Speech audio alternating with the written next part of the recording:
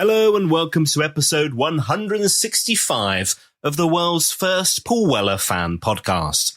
I'm Dan Jennings, and 10 years ago I gave up my live streaming career as a radio presenter with one big regret. Never getting to interview my hero, the legendary singer, songwriter and musician, Paul Weller. This podcast exists purely to solve that issue. Welcome to Desperately Seeking Paul. And on this episode of the podcast, we hear the incredible story of Reaction, a mod-influenced band from Burton-on-Trent formed in November 1980 by Bruno Gallone. And it was a real delight to hear Bruno's incredible story from creating the band before he could even play an instrument to their first gig a few weeks later.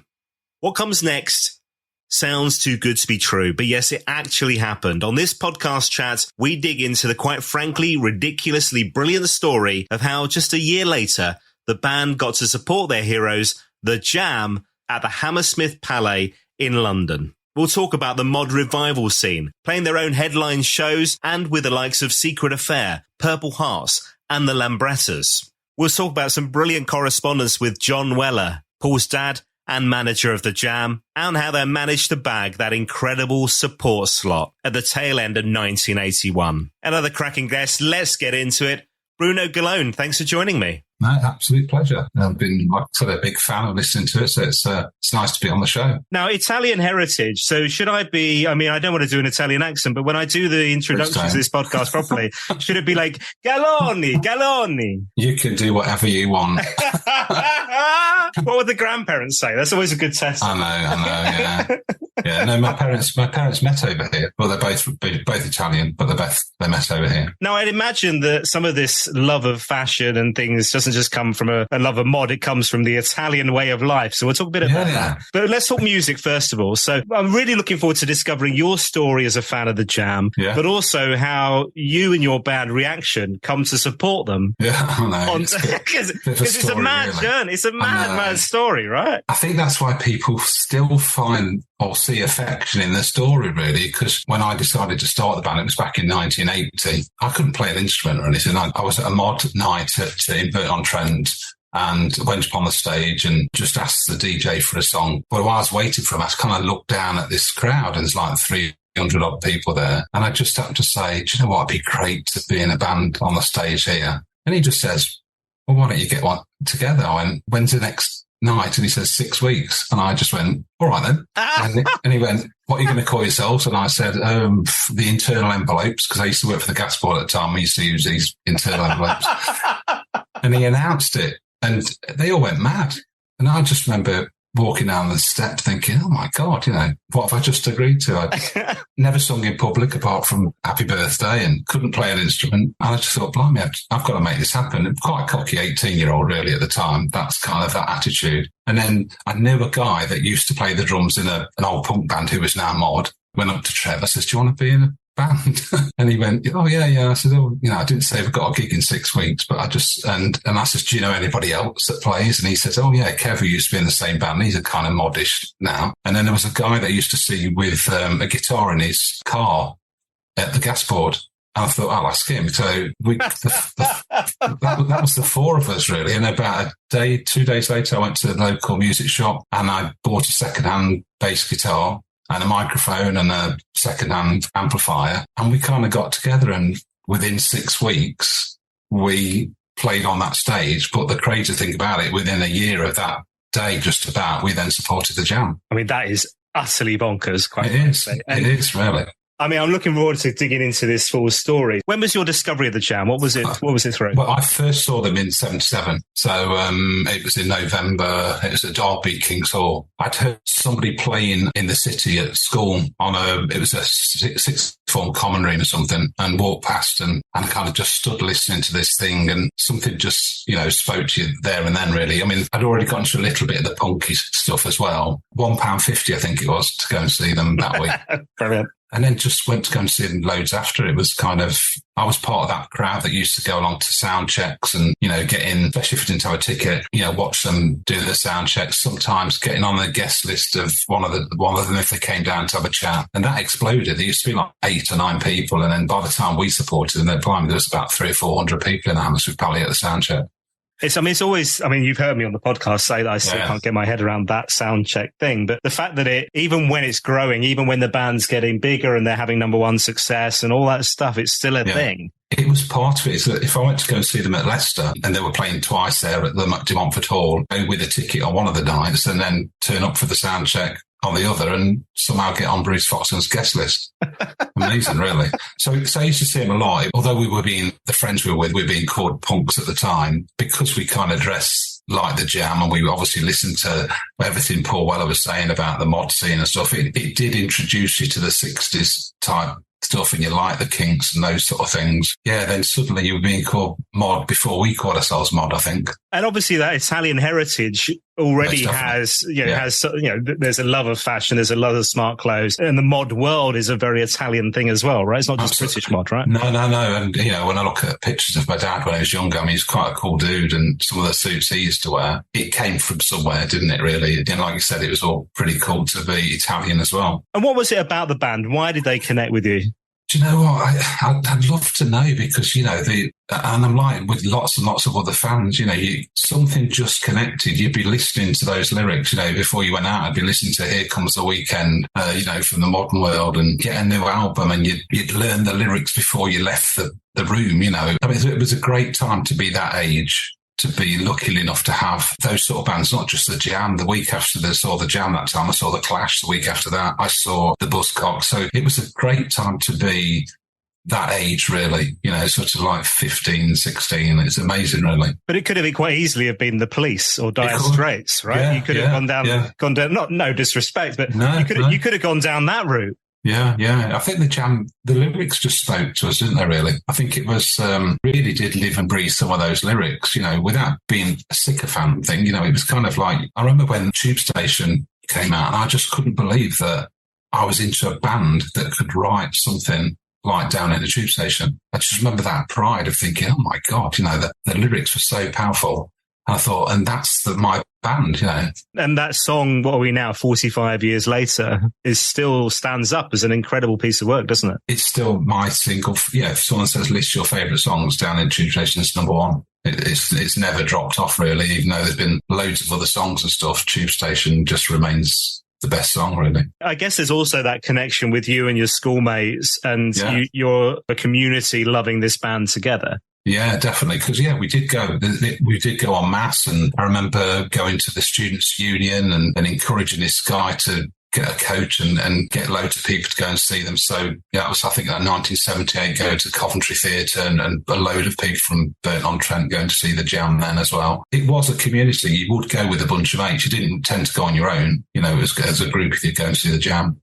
And try and describe, put us in that mosh pit. Well, I don't know where you stood. You might have been terrified at the back like I probably would have been. But take us into that gig scenario. What would it be like? You went enough times to have good memories, right? Amazing memories, yeah. I tended to be in the middle. I didn't tend to be at the front. I know that loads of people used to run to the front. I don't know why I didn't do that, actually. I was at kind of a respectful distance. So you're able to dance, and everything. And the energy from the Jam gigs were phenomenal, really. I feel sad for the people that didn't get to see them, but I would never take away from their love of the Jam too. But they'll never get to experience that energy, the one we used to see them. And it was, you really felt special when you came out as well. I don't think I ever saw or felt that with any other band. There's a thing where, I guess, looking at it now, there's some people who would call it like, it was the Paul Weller show, it was Paul Weller's band kind of thing. But for you, it was all about never felt that. Right? Yeah, no. I never felt that at all. No. And even when we did get to support them, it wasn't about Paul Weller, it was about the three of them. I think, the Jam were three people, and it was all about that. You imagined you were either the Paul Weller,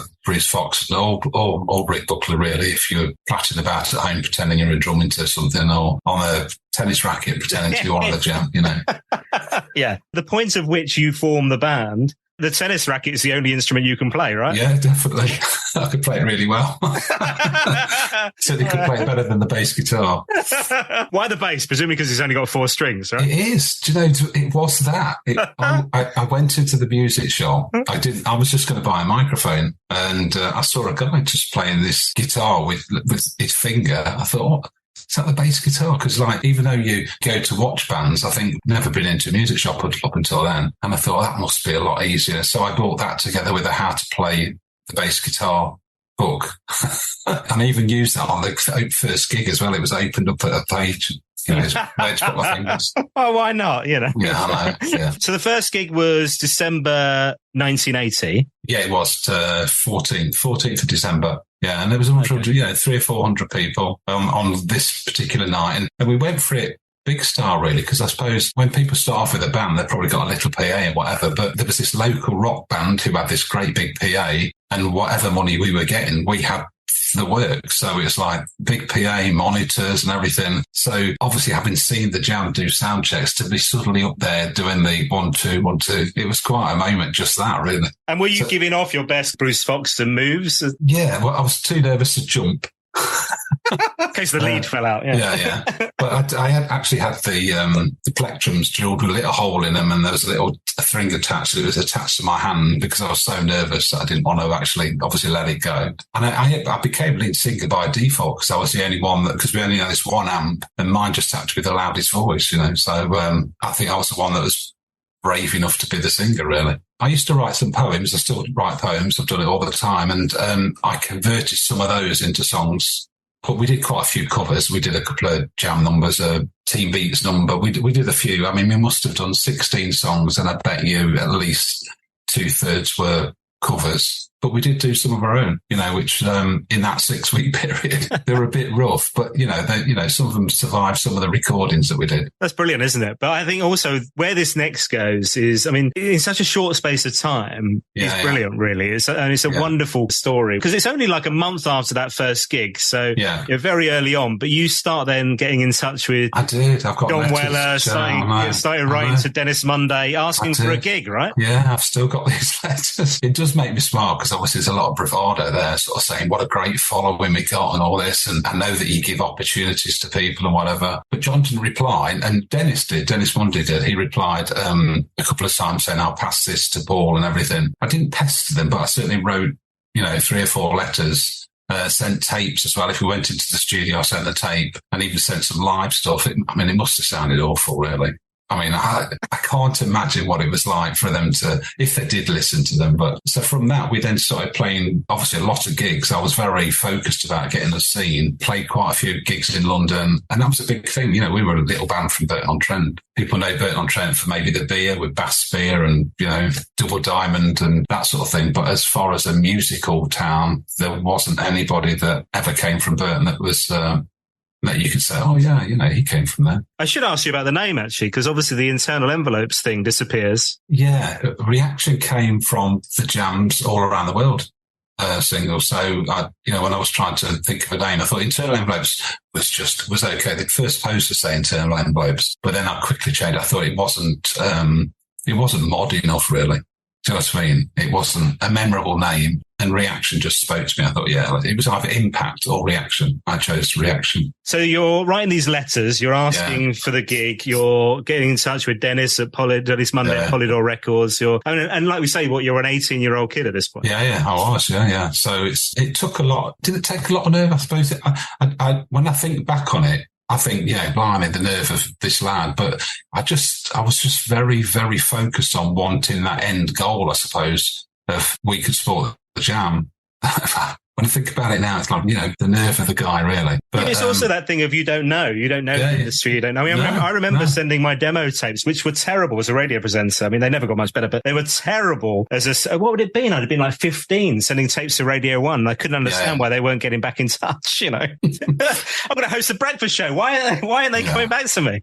Yeah. I think it was a blind naivety, but it was a nice naivety because there was no fear whatsoever. If the Jam had said yes after we'd only been playing 4 weeks, I would have thought, let's go and support the Jam, not realising that we weren't musically good enough by then, really. The fact that you're getting your musical chops and you're playing loads. Yeah, I was writing a lot more as well. I was starting to write. So the switch had become, we were certainly probably 2/3 of my own stuff now rather than covers. We'd still do the odd few covers, because it was nice to do them, but certainly became more our own songs. Quite quickly, really. I was writing quite a lot. I became very focused, and, we lost members along the way, when it became the very end, there was, our guitarist left and replaced him with another guitarist, and our drummer left on the day I actually went to tell the band we'd got the jam, but that's a little bit later about that. So I was the only one that remained the same, if you like. So probably without me realising it, I was very, very, it had to be that way, really. Yeah, and you're very driven. And I was very, very driven, to be honest. And I was a salesperson as well, so I was really selling the band. I was working for the gas board as a salesman, and it was a permanent thing of selling the band all the time, bigging yourself up in letters and getting some good gigs. We were supporting the Lambrettas, supporting various mod bands at the time as well. And we were getting quite well known as well. Certainly down in London, we were getting a little bit, a nice reputation down there. Now, let's talk about what happens next, which is a little while later where you ring up Polydor Records. I know. That itself took a lot of it, because when I used to work at the gas board, the boss his name was Goddard and referred to as God as well. And in this office, there was only one phone that dialed out. Otherwise, you have to go through the reception. And obviously, if I was phoning London, they'd want to know why I was phoning London, because you only represented the Midlands area. So I waited for him to go out for his lunch. I went into his office, and it was like, when you look at things of the, back in the 70s and 80s, it would have been quite a frightening thing. The curtains were drawn and everything.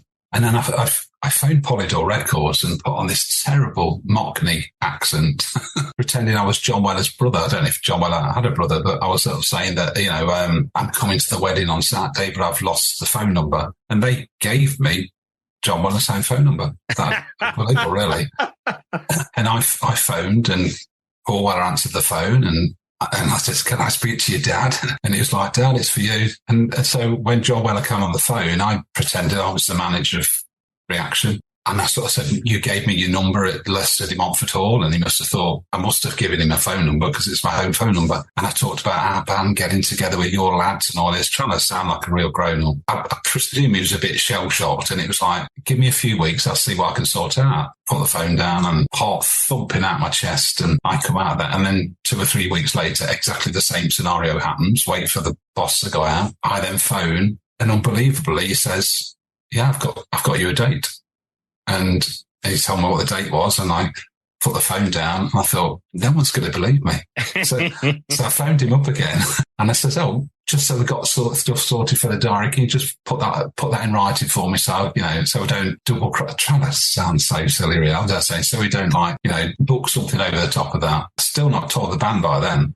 And 3 or 4 days later, I get this letter, jam-headed paper, telling us we've got a gig, this band, what time weird sound check is, and everything. So yeah, I just remember holding this letter. It was like, and I had to come photocopy it loads of times in case I lost it. He's using the boss's photocopy now. Oh dear, I tell you, I had loads of photocopies. So yeah, that was weird to finally then to be able to then go and see the band. And like I said, when I walked in, our drummer was waiting to say that he was not wanted to be in the band anymore. And this was before he knew that you were going to be playing with the Jam. It was a girlfriend thing, like.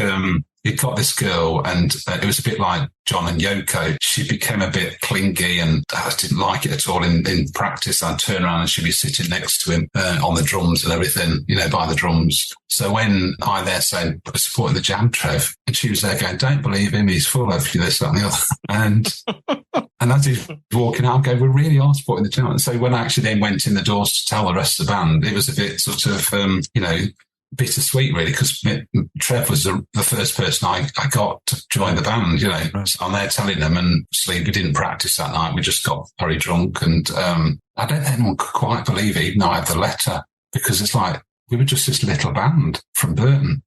I mean, the Jam were really big then as well. They'd already had 2 number ones. So, yeah, when it started to sink in, they were actually going to be on the same stage. This is not a smaller local gig to you. No, this is Hammersmith. I know, that's the most amazing thing about it. It was a proper venue, a big place. So it was surreal. I mean, obviously, we went straight to our local press. They did this great article on us, everything. And obviously, every gig we were doing as a build-up to that, it was so easy to get the gig because we were going to be supporting the Jam. Yeah. All I can think here is that you must have been a brilliant salesperson. How long were you doing sales for? I mean, that must have been an incredible career. Well, I still am a salesman. Yeah, you see? Yeah. So I do. And I do think back, and I do think that I just wonder, even by the time we then supported them, had John Weller listened to what we did? Or was it all about, I quite like this guy on the phone, he's got a lot of balls. Yeah, possibly, right? Yeah, but it's still like still reputationally, I think you look at the acts they were putting on as support acts and stuff. They weren't, absolutely. That was important. This band are big at that time. Yeah, they are. And like I said, they were massive because when we supported them, they were announcing Town Called Malice was going to be their new single. And obviously that was their third straight to number one as well. So the gig itself happens, when is it? 15th of December, 1981. Yeah. Let's start the day. You wake up in the morning, take me there. Well, no, 2 days before, it nearly didn't happen for us because on the Sunday we had a gig in Colville. And it was one of the worst winters for absolutely ages at Colville in Leicestershire. And the snow was absolutely horrendous. It really was bad. And it was a bit foolish of us to try. Our two mates who were, our roadies were going with the equipment. Me and Dave, the other guitarist, were going in another car and the other guys were going in another car. It really was bad. So much so that after trying for 40 minutes, we turned round and then we got stuck on a snowdrift. We were out pushing it, trying to push the car. We're totally drenched and really thought we were going to die, to be honest. It was that with the car packed in completely and we were just completely soaking wet, freezing cold. And then these lights appeared behind us. And it was a guy in a Range Rover, and we kind of got out before as he was starting to back away. And this guy took us to his house, put us in the caravan at the back, and then later on we came back and got the car. And each of the band and the two guys all had different stories of what happened that night, but we all got stranded. But I do remember there was a point when I really thought we were going to die, and I thought, I'm not going to support the jam. that was kind of one of those weird things that you went through. That was the biggest thing you're thinking about, yeah.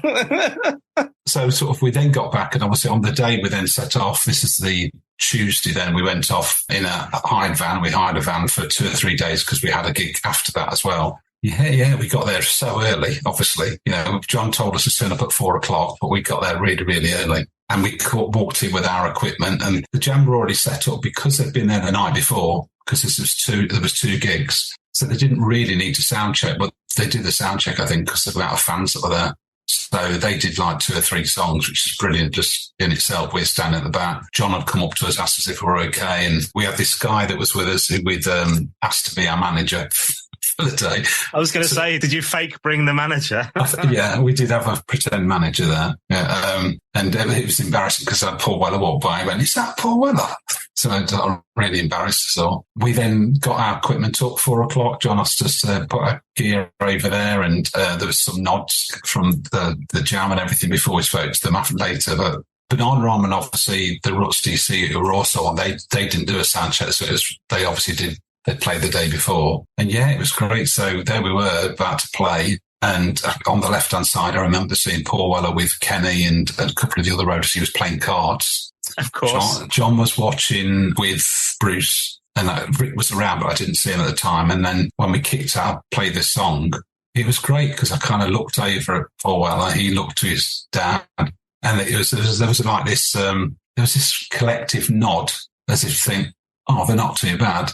And that was probably one of the best moments. It was like watching them go, these are okay. I did that sound check and that was amazing, really. But what was really great about the day, and this is why the memory always stays quite strong, is that normally the main band will do the sound check, they clear off and they come back later on. But everybody stayed. It was like from that time onwards, for those 3 hours before we played 3 hours or so, everybody stayed. John showed us upstairs and there was our dressing room and little star on our door and it said our name. There was like sandwiches and drinks and whatever. And then almost immediately, Banana Rhyme came in and one of them was smoking and wanted a light. And then Rick opens the door and says, "Do you guys want to join us for some food?" Obviously we got some food there and we just went, too right. And we all went over in there. We had little moments during that whole period of chatting with people. So I remember talking to Terry Hall. He was there with the Fun Boy 3 because they did a couple of numbers with Banana Rhyme. The nice thing that Rick came up to me and Mark, the drummer, who was our new drummer at the time, and he's got some photographs and starts showing these photographs. "What do you think, guys? I'm doing some photography." And we looked through and we both went, "Oh, this one's the best one." And that picture became the front cover of Absolute Beginners single. Oh, wow, really? Yeah. It was taken when he was playing at Leicester. One of the photographs was also his Town Called Malice photos, but they kind of did a bit of a Photoshop thing on it. And then I remember being up the top, and I was chatting with Paul Weller for quite a bit, really. We're just leaning over the balcony and everything. And I do remember this funny moment. We're just chatting away about music and stuff. And then they opened the doors and started letting the people in. They had a DJ at that gig. So, because Paul wanted an immersive experience, I think, for those 4 gigs. And we're still chatting, and he just looks at me and says, "Don't you think you should get ready?" Oh, yeah, I'm playing. So I then cleared off to the rest of the lads in the dressing room, and they were a little bit jealous because I've been, just chatting to sort of, I was the only one just chatting with Paul. We all got a chance to talk to him, but I was talking to him quite a bit, really. I guess also he's very similar age to you then. Yeah, he's only 3 years, is it 3 or 4 years older than me? I think he's 60. I can't remember how old Paul is. 65, I think this year. Yeah, so I'm 61. So yeah, closest his age. Yeah. And I guess this is the best you've ever. I mean, the sound. I mean, this is next level up in terms of the equipment, the sound. Just the monitors was probably the biggest sound we'd ever had, but everything just sounded amazing. It did sound really, really incredible. We got a fright from Kenny at first because me and Dave had Rickenbackers, and he went, "You can't have Rickenbackers." And we go, we only got one guitar, and he obviously winding us up,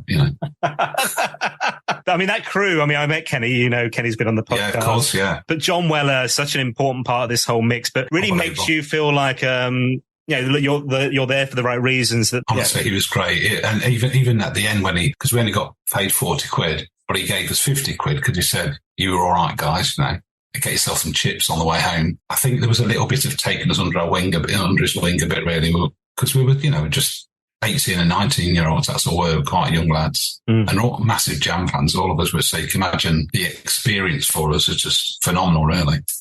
So soundcheck done. Talk to me about the actual gig itself. What's in your memory of that? Yeah, so Gary Crowley introduced us. So he'd been in another chat, and he said he was going to introduce us and everything. That was great in itself because he was on TV quite a lot at the time. And I just remember that feeling. Obviously, there was a lot of people there as well, because normally, jam gigs, people tended to go there quite early and stay there. I know that modern times, people don't bother with the support acts, but everybody got in, so there was like loads of people. So when we got on, it was just a sea of, never seen anything like it before, a sea of people. Just from the word go, it was just great, There was a couple of funny moments in the gig where we used to do this little thing with I call them roadies, but they were just our best mates, really. But Dave would knock his microphone, so Steve could be able to run on, readjust his microphone, do that, and then run off.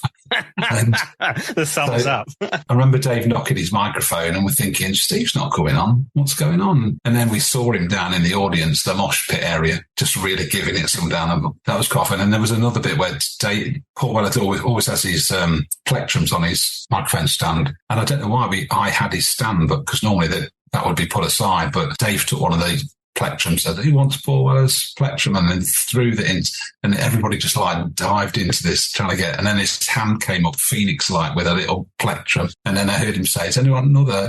But you then heard Kenny saying some fruity language, saying, "Leave those plectrums alone." That's coming out of your 50 quid, yeah. You remember how many songs you got to do? So I think we did 7. 7's a half an hour, yeah. So we kind of, I suppose back in the day, sort of, our sound was kind of moddy, punky type sound, so a bit new wave. It were Fast and Furious songs. And then when it finished, everybody kind of went off on a pause. But I stood back a little bit behind the monitors, and I just looked back and just kind of wanted to just take that moment in, really. I was quickly knocked out a bit by Kenny saying, "No effing encores," And I went, "Oh, no, I know, I just want to take in this moment." And he went, "You've had your effing moment, I get off the stage." So as I'm coming down the stairs, Steve and Gav, the roadies, were coming back up saying, "It's all right, we're going to get the stuff." And I went, "No, I just thought this is the best it's going to be." And they were going, "No," a little Del Boy thing. It was going, no, next year it'll be you on the stage, headlining. But there was just that weird feeling. I don't mean it in a spiritual way, but it was just like a weird feeling to think that was the best it was ever going to be. Yeah. Well, and it's a remarkable story, I think. Yeah. I mean, that short space of time is incredible. Presumably you then went and saw the jam. Yeah. So I went back up, put the equipment away, and we kind of stood on the balcony to watch Bananarama first and the Ruts. The Ruts mentioned us, which was really nice. And then kind of went down to watch the jam. But what was lovely, obviously, as soon as they're finished, you're going back up into the area that they wouldn't normally be allowed to go in. So, we chatted to them afterwards as well. It was just one of those moments, and this is why it's kind of lived with me for such a long time, that it was so special. We even went down well. Do you know what I mean? When we played, we actually went down and, I've seen support bands just getting no response whatsoever. But, we actually went down well, and there was a few reaction chats when we were on there as well, which was, like I say, amazing, really.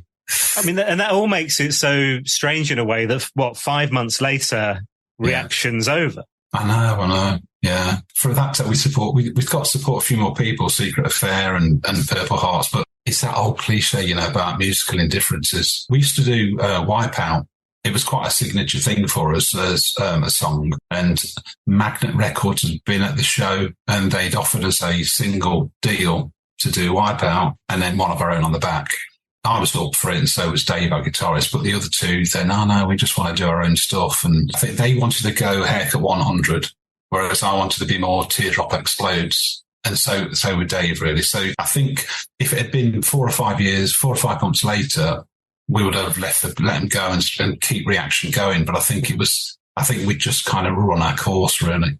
There was also, you talked about other bands you supported. Yeah. Am I right in thinking you supported the Questions and the Dolly Mixtures? Yeah, there was a promoter, well-known-ish promoter in the mod scene called Daryl Hayden back then. He put us on, he gave us our first few London gigs as well. And he was organising a big gig at the London Rainbow, which that was an iconic venue on its own, really. I think the Purple Hearts were supposed to headline it, but it ended up being the Lambrettas, Dolly Mixtures, Questions. We shared the dressing room with the Questions, Hidden Charms, Long Tall Shorty. There was a few good acts and a band called the Mods as well. And it was a mod all day and on the London Rainbow stage. I crawled on the stage because I thought, oh my God, like the Who had been on there, I think, a few weeks before. The Rolling Stones had played there. Obviously, the Jam had played there. So that was weird playing on that stage. It was massive, never playing on a stage like that before. I just remember going to the, in between a singing bit, going to the drums with my bass, then looking round and thinking, I've got to sing. The microphone's like way over there, and just doing a bit of a Bruce Fox and then jumping all the way over to the microphone. Those bands get signed by Respond, Paul Weller's record label, a little later then. I don't think we were good enough to have got signed. Well, you've said that. I mean, I think that's my experience in terms of that Radio 1 gig as well, right? They can come knock in. It was a realisation that I wasn't Chris Evans. So in terms of what comes next, you start up another band, but I do, yeah. The band was with Dave, who was the original guitarist, and a different drummer, but we came musically, we were better because we were a three-piece. So I had to really hone my craft as a bass player. We certainly wrote better songs, but we weren't a mod band. There was it wasn't the same sort of bandwagon. It was more difficult. We got, we played some great places. Dingwalls down in London was a great place to play. And we got, did a few college gigs as well, but it just wasn't, it wasn't the same. And this was called Second Phase. Second Phase, okay. So, yeah. And that was the time when I re-met Paul Weller, by the way. I don't know. This is something that's really lovely. So a year later you bumped into Weller. So there was a friend of mine who'd really talented guy who'd written 2 or 3 songs, and he plays everything on it. He plays the drums, the saxophone, the guitar, bass and everything. Really talented guy. I think he got a lady singing it, and he wanted me to help him, see if people would be interested. So from the experience and some of the contacts I had, went to Virgin Records, went to Rough Trade, and we just happened to be walking near Polydor. There used to be this cafe. As we walked past it, I thought, it's Paul Weller. And I just quickly went back in, and I was just about to sort of say, oh, man. And he put his hand out straight away. He went, it's Bruno Reaction. And so obviously the guy I was with blew him away completely. And I gave him this tape, and I said, will you ever listen to this, from Pete, whatever? And he wrote to me. Paul Weller wrote to me, and I wrote back, and then he wrote again, and I wrote back. And so we had, I've got 2 or 3 handwritten letters from Paul Weller. It was just before he started the Star Cancer. So although I can't remember, he was sitting with somebody else, and it could have been Mick Toll, but I don't know. I can't remember because I was kind of like bit focused on Paul Weller and just impressing the hell out of my mate at the time. And as a fan of Paul's music, I mean, we should talk about the Jam split, but were you a fan of the Style Council? I think at the time, and I'll be perfectly honest, I listened to it, but I learned to appreciate the Style Council afterwards. I think I was still an angry young man, and at the time, the Style Council were a bit more Radio 2 for me. And I don't mean that to insult anybody that loves Style Council, because I did become a Style Council fan later. But I think at the beginning it was, I still wanted the Jam. I still wanted to be the Jam fan. I guess that split was such a shock as well, right? Yeah, it was, because I don't think anybody saw that coming. I don't think some people probably in their inner circle would have seen it, but it was a bit of a shock to say, you know, I don't want to do it anymore. I remember the interview. Was it Nationwide or something? He did this interview. You know, it was like the talk of all our friends and everything. He thought, surely it'll change his mind. But, you know, Paul Weller, there was so determined that he wanted to move on. So, yeah, it was a sad time. Not take that type screaming and crying like those fans, but I think there was a lot of shell-shocked Jam fans.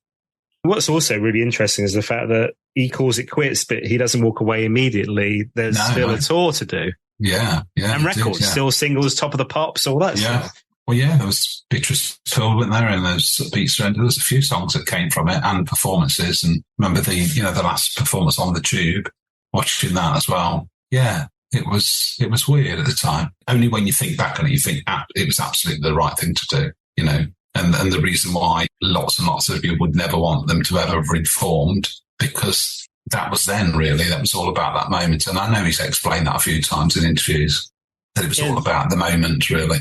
Yeah, and somebody was talking to me about that the other day, whereby the fact that, because I can't remember who I was talking to on a podcast recently, we were saying like they must have had big offers to reform. And even in the last 10 years, they had big, like huge £1 million of offers to reform for like Nebworth and things like that. Yeah. No, I'm kind of glad they didn't. You know, maybe that's just because I got to see him so many times. Do you know what I mean? It's kind of like that was a moment in time. It fitted the age I was as well and everything. I think it was right not to.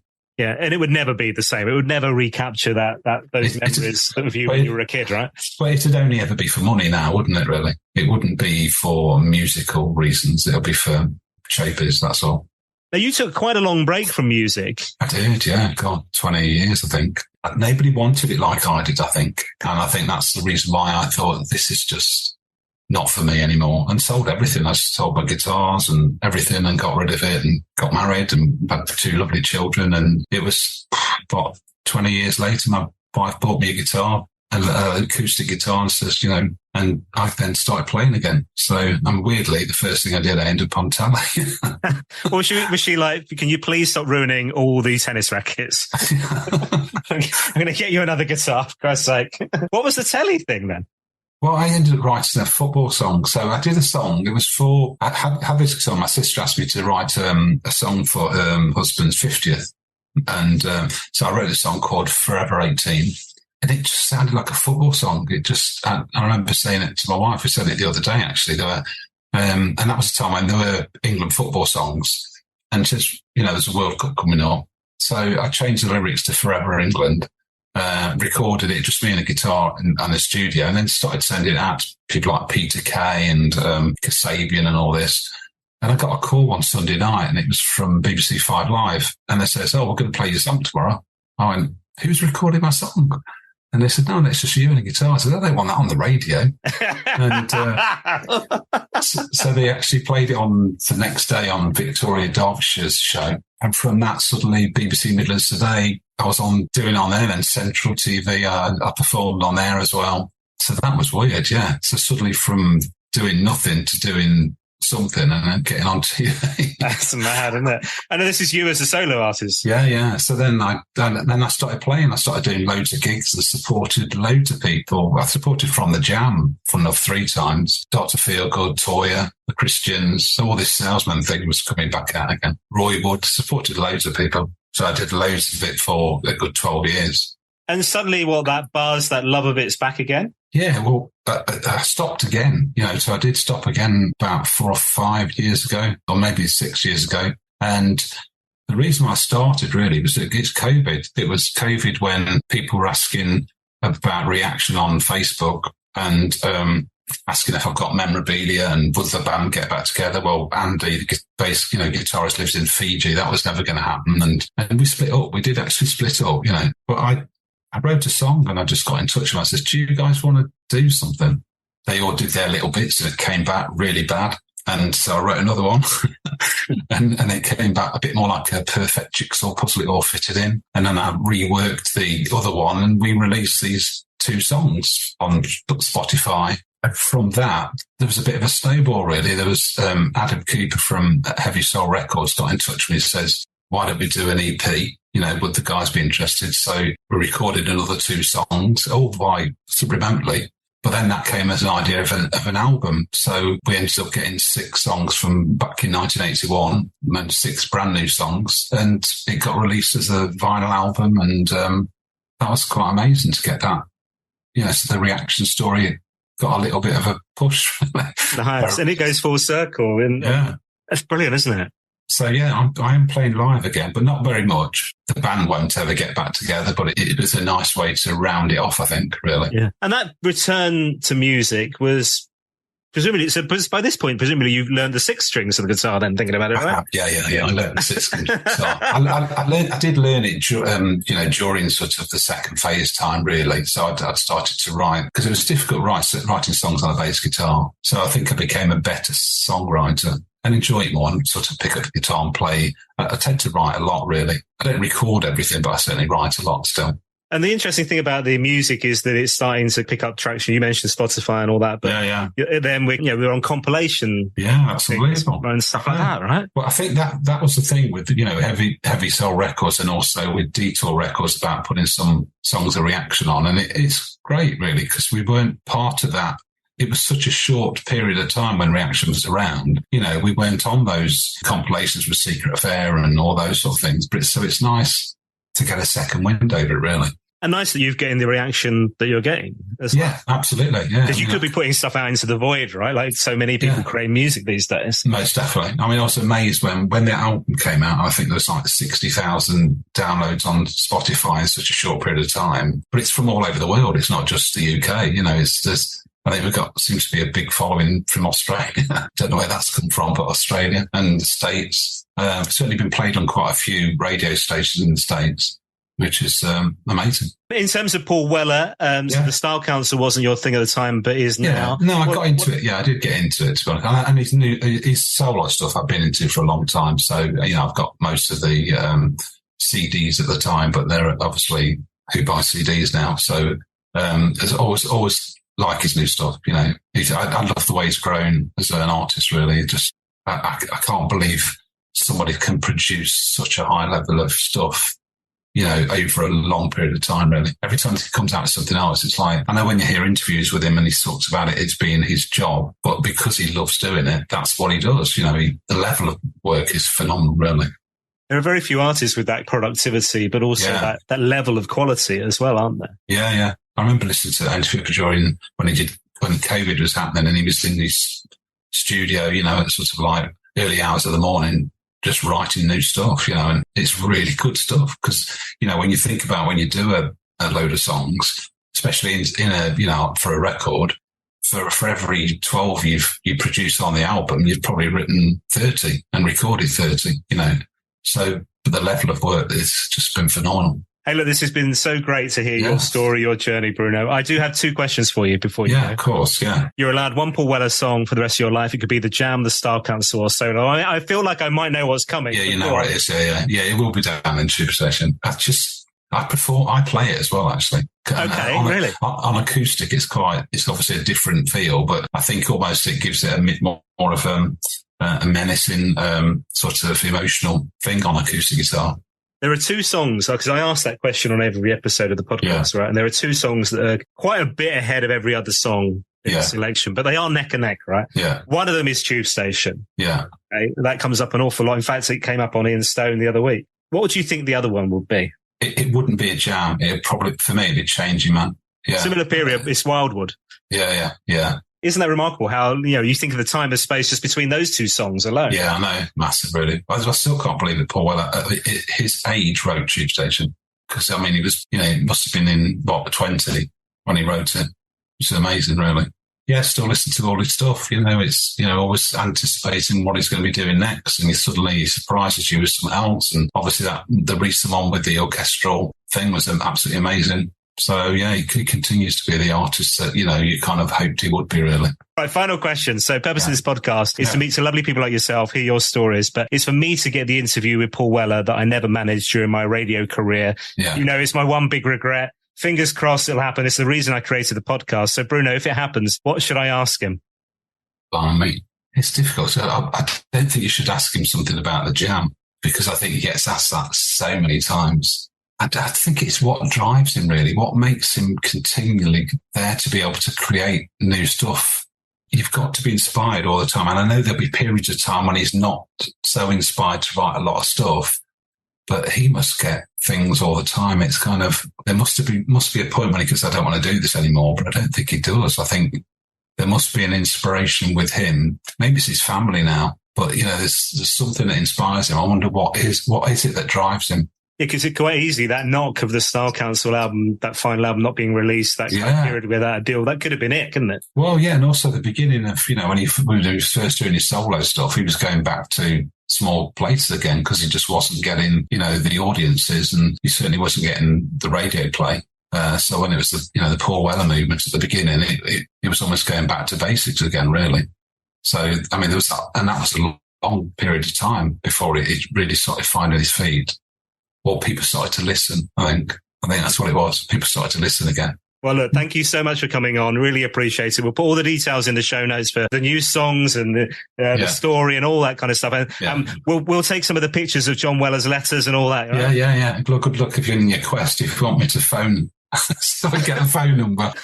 That's a good point. Yeah, I'll have to ring up Polydor and pretend that I'm some kind of relative. Do they still exist? Yeah, he's back with Polydor. Is he? Oh, yeah. Bruno, thank you, man. Really appreciate it. Yeah, you take care. All the very best. Cheers, Dan. My thanks once again to Bruno Gallone, talking reaction on the podcast. If you want to find photos, links to the music that we talked about, including that new album, then check out my website, the show notes for this episode, paulwellerfanpodcast.com. And thanks again to Bruno for being a fabulous guest. Now, whilst you're there on my website, you can check out my official merchandise in the store and even get yourself a virtual coffee as well. Thanks for your support, Martin Bonhom, who's done that in the past week. Hello to Mike C. Hi, Simon Carslage. Thanks to you for your continued support. Hello, Martin Glover. Thank you, sir. Hello to Grant, who bought us a coffee. Alex McLaughlin, who says, playing catch up on the podcast after a couple of weeks holiday downtime. Hope you had a good time, Alex. He said, I had a chuckle at how much Billy Sullivan sounds like Weller when he talks. Big talent that I need to check out more. Absolutely. Martin Morrow, thanks to you for your virtual coffee. Hello, Brian G. Thanks for your support, sir. And to Mike Steer, thanks for getting in touch and cheers for your virtual coffee. If you want to get involved, just go online, head to my store. Really do appreciate your support. It's paulwellerfanpodcast.com. If you want to get in touch on social media, on X, at Weller Fan Pod, or you can search for us on Threads, on Facebook, on Instagram. It's Paul Weller Fan Podcast. And don't forget, spread the word, tell your Weller-loving friends, whether it's the Jam, the Style Council, Paul Weller solo, or all three, or a combination of whatever, that this thing exists. It all helps to spread the word. You can find us on Apple Podcasts, Spotify. In fact, anywhere that you can get your podcasts, you will find us. So spread the word, tell your friends that we're here. paulwellerfanpodcast.com. Thanks for listening. I'll see you next time.